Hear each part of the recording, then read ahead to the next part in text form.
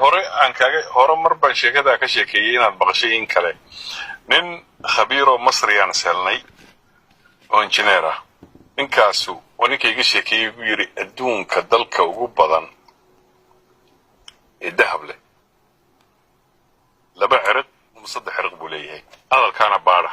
waxa tarahan dalka adduunka ugu badan dahabka imsa cirq buu leeyahay cirquna markaan ka hadlayo waa silsiladana qofka garanaya waa tusbaxo kale waa buur dhan oo socota marka laba buurood ama saddex buurood oo waaweyn buu leeyahay oo dhexdooda ku jiraan dahabkaasu uma laba uma saddex noqdaan wuxuu igu yiri tan toddoba leedahay tan Soomaalidu toddoba leedahay inta la ogyahay waliba weeyay imka inta la ogaaday ee kaliya satellite-ka iyo waxan laga ogaaday wuxuu igu sii daray wuxuu igu yiri 110 milyan baan nahay 110 milyan haddii la keeno dhulka Soomaalidu wada taajir bay noqonayaan markaas af Carabi aan kula kaftamaan ku rooniyo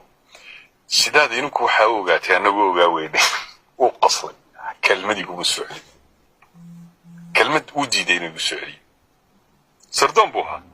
fahmi engineerna waha company weyn uu shaqaynayay aan garanayo laakiin uu diiday inuu iga jawaabo laakiin wuxuu yiri nin Talyaaniga waan saragnay anigu waxaan soo maray oo in Talyaaniga oo half Soomaaliya ninka ugu fiicnaa way half Soomaaliya laba jeer baan u tagay isaga labadaba casumay isaga labadaba soo dhaweeyay hotelkayga bixinaya cuntadeeda bixinaya shilin ina bixiyo xitaa wadiid bas abtinimadaas oo igu soo dhaweeyay wuxuu igu yiri abti ummadda kaliya saxarada iskaga qaada dahab inanka jira saxarada reermigiinu dhagax baa dhulka ka qaada dhulkaas haduu doono diamond baa ku jira maxaa ku jira maxaa la dhahaa macdantan kale uma dahab baa ku jira saxaradu iskaga masaxa u tuura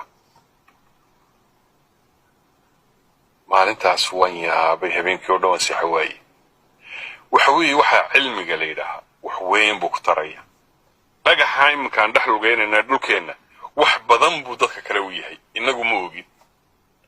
deelma darayaalo kuwii hore mahabaar bay naga yimid